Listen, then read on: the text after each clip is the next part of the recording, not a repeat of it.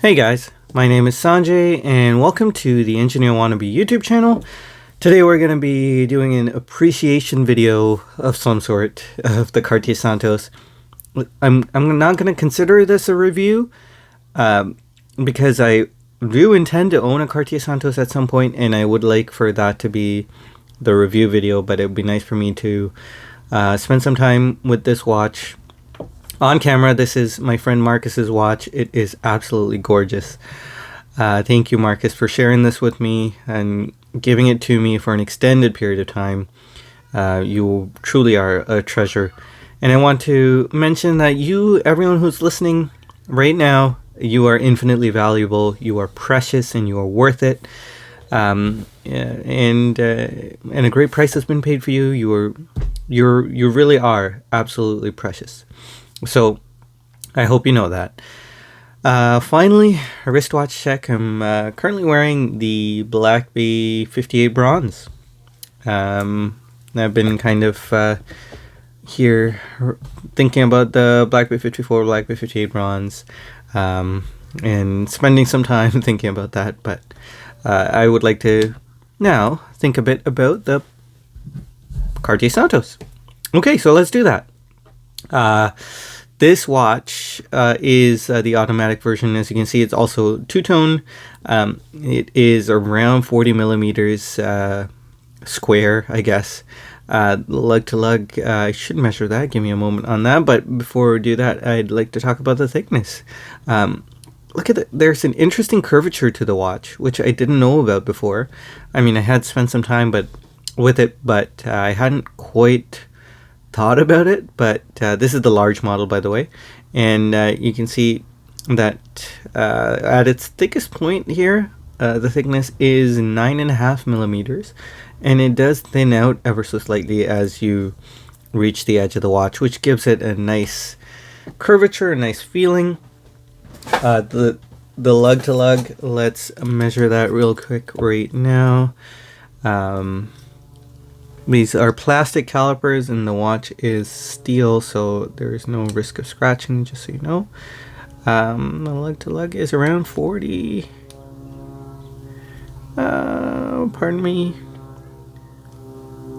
So around 48 millimeters. Which is interesting because I thought the Cartier Santos large model, even though it had that lug to lug, which I was somewhat aware of, I always thought that it wouldn't be able to fit too well on my 6 1/4 inch wrist. I still think it's not ideal on my wrist, but it is definitely wearable. And I do enjoy wearing this watch. I have worn this almost every evening. Really spending a great amount of time with it. The bracelet here is attached by Cartier's proprietary attachment system. I don't know if they have a name for it, but you press down and detach the bracelet here. You also get a strap.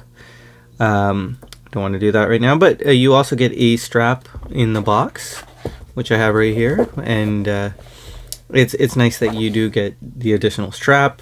The other cool thing is this bracelet sizing system. This is ingenious. You got this captive pin, and it is triggered by pressing a tiny button here. Look, I mean, another amazing thing is just the tolerances here.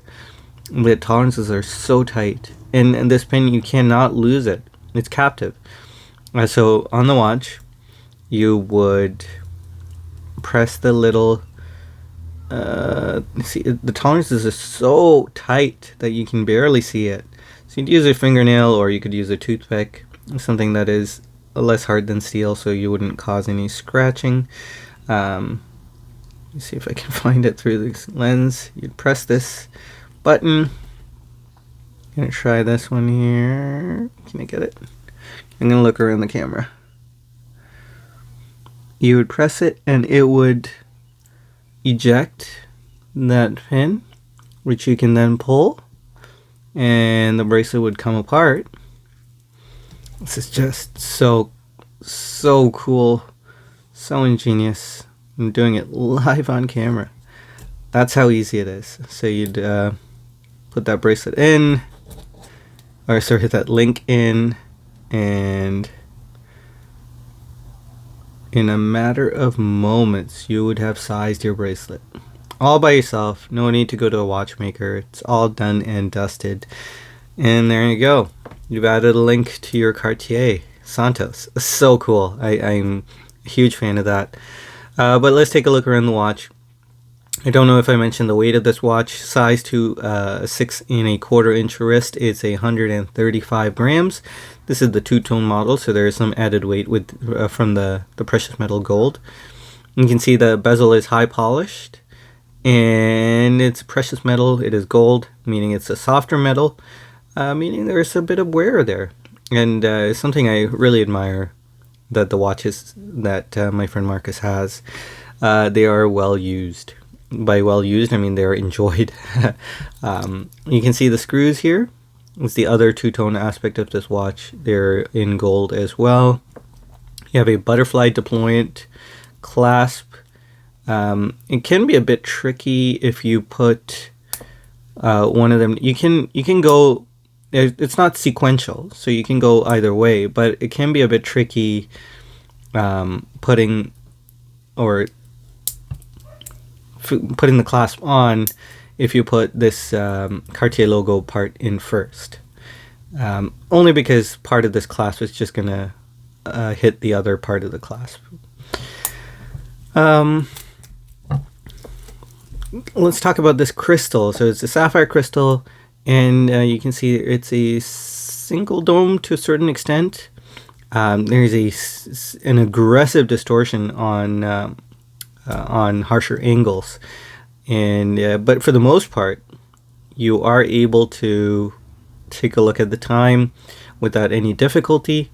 But on harsher angles, you get a nice distortion. I'm not sure how I feel about the distortion itself. I'm not a huge fan of that, but it is not. It does not impair legibility of the watch, so I don't think I mind that too much.